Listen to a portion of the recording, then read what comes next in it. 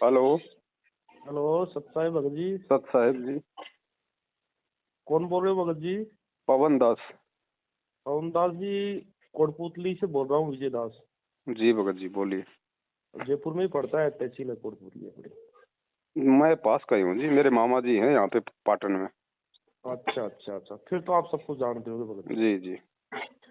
भगत जी क्या बताएं, कल एक ऐसी घटना घट गई जी जो कल्पना से बाहर बात हो गई हमारे को। बताइए। मेरा गांव पड़ता है कोटपुतली के पास भगत जी, कुजोता। अच्छा। और मैंने गुरुजी से नामदान लिया है वो 2019 में। जी और मेरे से जो पहले भगत जी है मेरे गांव से, जी वो उन्होंने लिया था 2012 में। जी। 11-12 में तो उनको तो सारनाम मिला हुआ है गुरुजी से। अच्छा।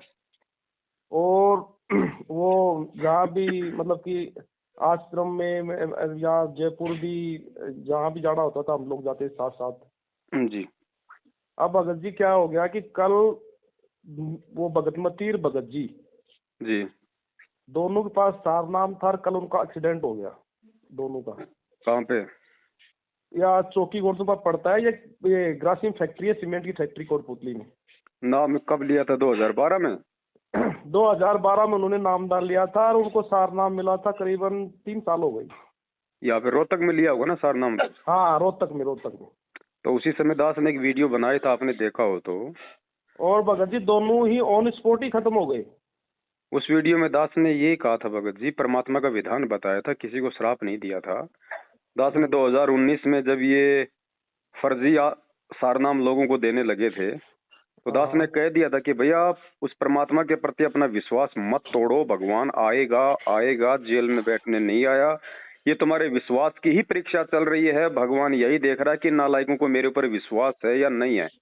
और उसी समय परमात्मा ने दास से कहलवा दिया था कि जो जो लोग सतगुरु रामपाल जी भगवान को छोड़ के उनके आने का इंतजार ना करके जो इन काल एजेंटों से ये फर्जी सारनाम ले रहे हैं, मुश्किल से 2 या 3 साल बाद में इनकी वो दुर्गतियां शुरू हो जाएंगी। आड़ोसी पाड़ोसी भी इस परमात्मा की भक्ति को छोड़ने का मन मना लेंगे कि यार ये तो कहते थे कि हमारे गुरु जी भगवान है, रामपाल जी तो परमात्मा है, और सारनाम तक इनको मिल गया, और देखो आज इनकी क्या दुर्गतियां हो रही है। ये काल भगवान की एक सूक्ष्म चाल है भगत जी, बहुत बड़ी, परमात्मा को बदनाम करने की और आत्माओं को उनसे दूर करने की। भगत जी मेरे पास सतनाम है जी। और 1 सितंबर 2019 को नामदान लिया था मैंने। यहाँ सत्संग था हमारे यहाँ जोधपुर नजदीकी। जी। तो भगत जी अब हम तो खुद मतलब कैसे सोच सोच करके कल से बिल्कुल बुरा हाल है हमारा सब भक्तों का।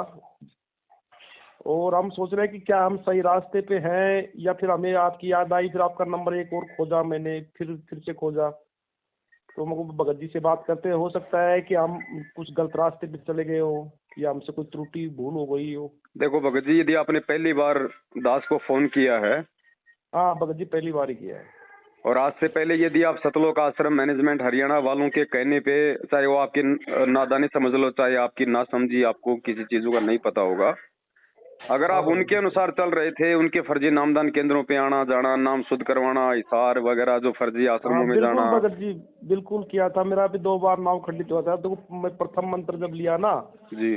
तो भगत जी नया तो था ही यार, गलतियां भी हो जाती है कि नहीं। मैं तो ये नहीं कहता, गलती मेरे से भी हुई है 1-2 बार ऐसी। मैंने जयपुर भी नामदान पर आकर के मैंने नामदान ठीक करवाया था मेरा 2 बार। भगत जी एक चीज को आप अच्छे से समझ लो, हाँ भगत जी। वर्तमान में संत रामपाल जी भगवान के शरण में जितने भी प्राणी आए हैं, उनके पीछे का बैकग्राउंड मैं आपको बता देता हूँ। 2 मुख्य कारणों से आए हैं।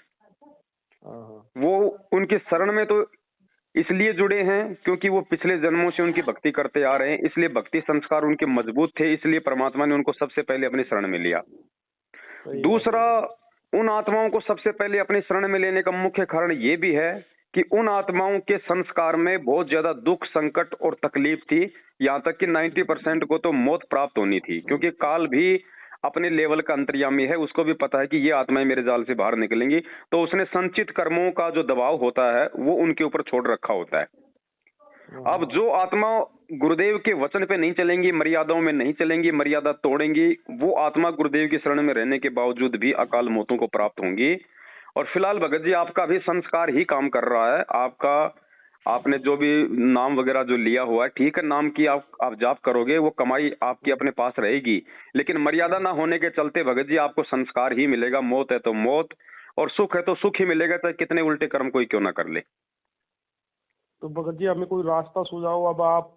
अब देखो, अगर इन सब बातों का पता हो रहा है, धीरे धीरे वीडियो आप देख रहे हैं, तो सबसे पहले तो भगत जी कहते हैं, समझा है तो सिर दर पाऊं बहुर नर ऐसा दाओ। आप अपने घर पे ही सबसे पहले तो परमात्मा को हृदय से दंडवत करके जाने अनजाने की तमाम गलतियों की क्षमा याचना करो। देखो ध्यान रखना, परमात्मा अंतर्यामी है, उनके आगे ढोंगबाजी बिल्कुल नहीं चलेगी। मतलब मन में छल कपट और ऊपर से हम मतलब जुबान से हम कहें गुरुजी, हे गुरुजी दया करना, मैं आपका बच्चा हूं, ऐसा नहीं चलता भगत जी। सच्चाई से अवगत होके कि वास्तव में हम लोग तो पिछले 7 साल से या जब से भी नाम लिया है, हम तो गलत रास्ते पे जा रहे थे। हमारी भावनाओं को और हमारे पैसों का इन सतलोक आश्रम मैनेजमेंट हरियाणा वालों ने नाजायज फायदा उठाया गुरुजी की आड़ में। कभी कोई पीला पर्चा निकाल के, कभी कोई फर्जी ऑडियो निकाल के, या वैसे डरा धमका के नाम खंड हो जाएगा, वो गुरुद्रोही है, उससे बात मत करो। तो सबसे पहले तो गुरुजी भगत जी, आप जी परमात्मा से दंडवत क्षमा याचना मांगो कि परमेश्वर जाने अनजाने की तमाम गलतियों के लिए, चाहे वो मैंने जानबूझ के की हूं, क्योंकि मैं तुच्छ बुद्धि प्राणी हूं, परमात्मा 2 कोटि का जीव हूं, और चाहे परमेश्वर मेरे से अनजाने में हो गई हो, और परमेश्वर आज के बाद में ज्ञान को आधार बनाकर आपके प्रत्येक वचन की मैं पालना करूंगा, और मैं अपने सत्सेवक भाई बहनों के साथ में ज्ञान आधार से जुड़ूंगा। देखो भगत जी, हम किसी को जोड़ना नहीं चाहते, क्योंकि हमारा कोई स्वार्थ नहीं है, इसलिए हमने कोई सेना तैयार नहीं करनी है, ना हमें इस बात का कोई डर है कि हमसे कोई नहीं जुड़ेगा तो क्या होगा, क्योंकि हम तो अपनी मेहनत के खा रहे हैं, हमें हराम के खाने की आदत नहीं है। लेकिन मर्यादा में रह के आप अपना भला कर लोगे, आप अपनी भक्ति बचा सकते हो, अपनी मर्यादा बचा सकते हो भगत जी। अभी ये जो कल जो भगत और भगतमती जो एक्सीडेंट से एक्सपायर हुए ना कल ही जी, इन्होंने वहाँ रोहतक में पाठ प्रकाश के पैसे 2-2 3-3 बार मेरे हिसाब से देकर के आए हैं, 2 बार तो मेरे सामने देकर के आए थे, और या जयपुर भी ज्योति के पैसे दिए। तो ये तो बताओ भगत जी, अब मामा तो वो ही तो समझ में नहीं आई बात कि ये हो क्या गया भगत जी के साथ। भगत जी परमात्मा की वाणी है कि सतगुरु शरणा छोड़ के लाख वर्ष जपकीन। सतगुरु की शरण छोड़ने का मतलब ये नहीं होता कि आपने गुरु जी का नाम छोड़ दिया, 3 टाइम की आरती छोड़ दी, आप कोई दूसरी साधना करने लग गए। एक्चुअल में सतगुरु शरणा छोड़ के, सतगुरु की शरण छोड़ने का मतलब है कि आप भले 3 टाइम की आरती भी कर रहे हैं, मंत्र भी कर रहे हैं, आश्रम में भी आ रहे हैं, लेकिन यदि आप मर्यादा में नहीं हैं, आप मर्यादा तोड़ चुके हैं, तो आप सतगुरु की शरण से दूर हैं। तो परमात्मा कहते हैं, सतगुरु शरणा छोड़ कर लाख वर्ष जपकीन, इंद्री कर्म ना मोक्ष हो फिर यम के अधीन।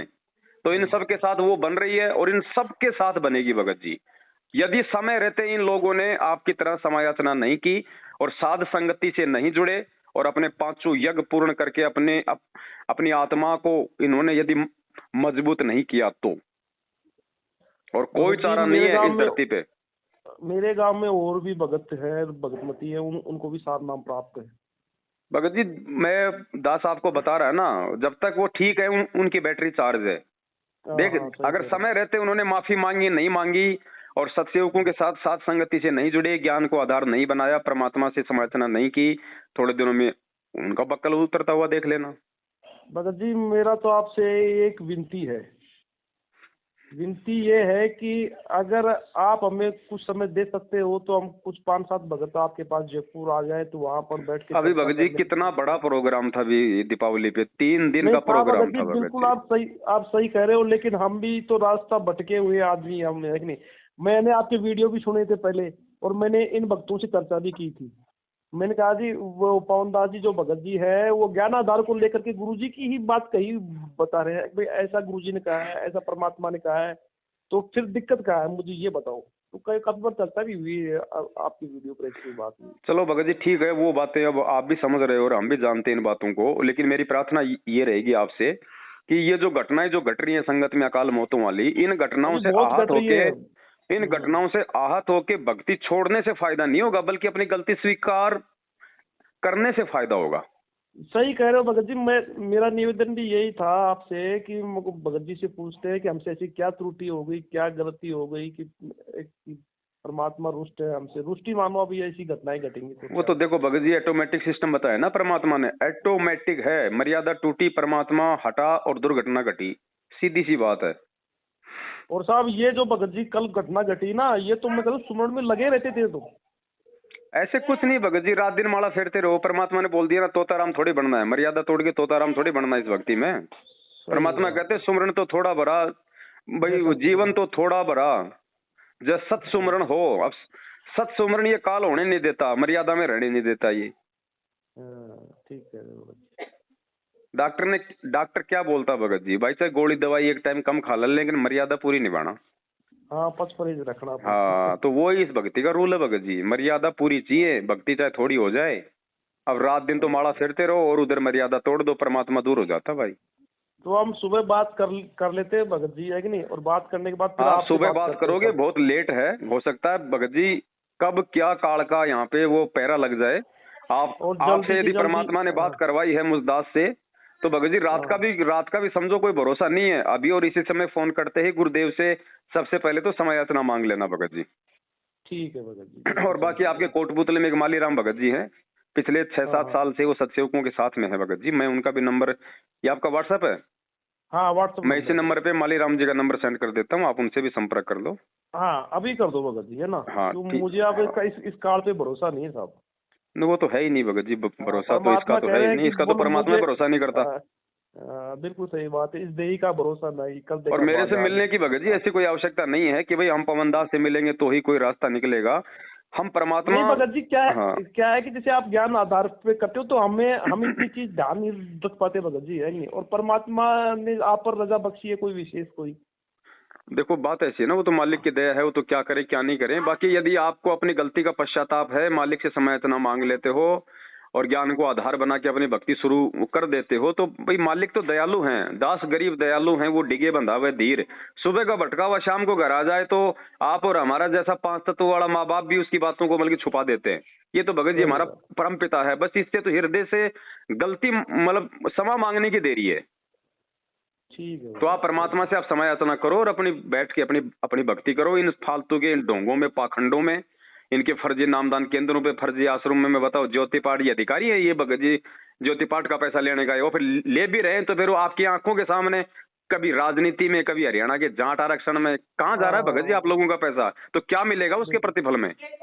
यही मिलेगा जो कल मिला वही, और तो क्या मिलेगा। तो आप ध्यान रखो भगत जी और अपने बाकी भाई बहनों को भी समझाओ भगत जी।